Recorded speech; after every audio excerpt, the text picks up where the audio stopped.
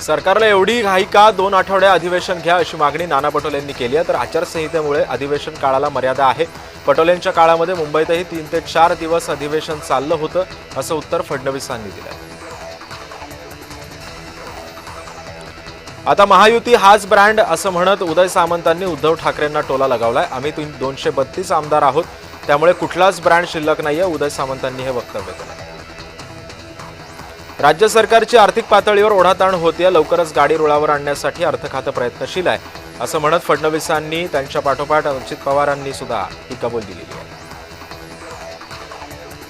शिवसेनेच्या 3 आमदारांवर मुंबई महापालिका निवडणुकीमध्ये 12 ते 15 जागांची विशेष जबाबदारी देण्यात आलेली आहे. पश्चिम उपनगरांची विशेष जबाबदारी शिवसेनेचे आमदार प्रकाश सुर्वे, मुर्जी पटेल आणि दिलीप लांडे यांच्यावरती असेल.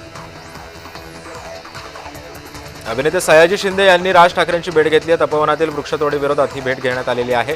अमेय खोपकर यांनी देखील यावेळी उपस्थिती दर्शवली होती.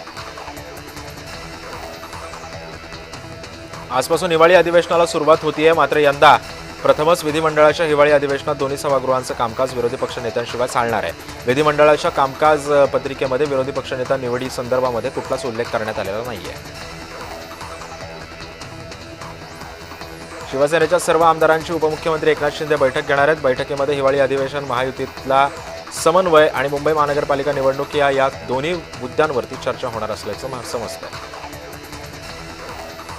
शिवसेना नवी मुंबईमध्ये जनसंपर्क अभियान राबवणार आहे आणि यासोबतच आता त्यासाठीच पालिका निवडणुकीतील इच्छुक उमेदवारांच्या जनसंपर्क कार्यालयांचं सुद्धा उद्घाटन होत आहे. शिवसेना पक्षाचे सरकारमधील कामं घराघरामध्ये पोहोचवण्यासाठी हे जनसंपर्क कार्यालय उपयोगी पडेल असं सुद्धा सांगण्यात येत आहे. जळगावच्या भडगाव पाचोऱ्यामध्ये ईव्हीएम सुरक्षेला खासगी कवच देण्यात आलेलं आहे. ईव्हीएम ठेवलेल्या स्ट्रॉंग रूम बाहेर गणवेशधारी खासगी सुरक्षा रक्षकांची तैनात करण्यात आलेली आहे.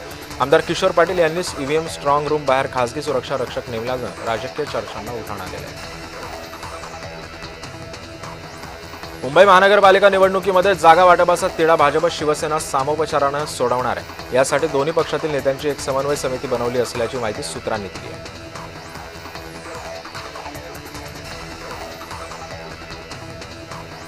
नवी मुंबईमध्ये मनपा निवडणुकीच्या अनुषंगानं प्रत्येक विभागामध्ये भूमिपूजन कार्यक्रमांना वेग आलाय. वाशी इथं वनमंत्री गणेश नाईक यांच्या हस्ते विविध विकास कामांचं भूमिपूजन संपन्न झालंय.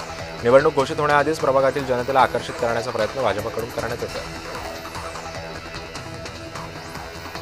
पालिका निवडणुकीच्या अनुषंगानं आता भाजपनं मुंबईमध्ये नागरी मेळावे घेण्याचं ठरवलेलं आहे. महायुती सरकारनं केलेल्या कामाचा माहितीपट या मेळाव्यांमधून दाखवला जाणार आहे.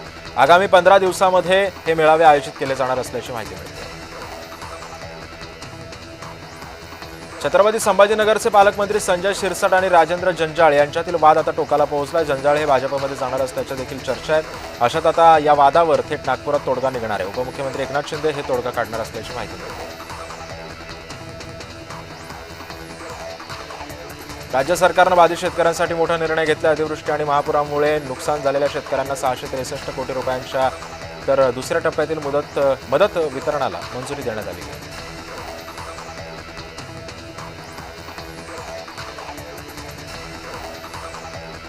आजपासून हिवाळी अधिवेशनाला सुरुवात होणार असून अधिवेशनाच्या पहिल्याच दिवशी 4 मोर्चे धडकणार आहेत. शहराच्या 4ही भागातून येणाऱ्या मोर्चाच्या पार्श्वभूमीवर चोख सुरक्षा व्यवस्था तैनात करण्यात आलेली आहे. मोर्चेकरांवर लक्ष ठेवण्यासाठी आणि सुरक्षेसाठी पोलिसांनी जागोजागी सीसीटीव्ही कॅमेरे लावलेले आहेत.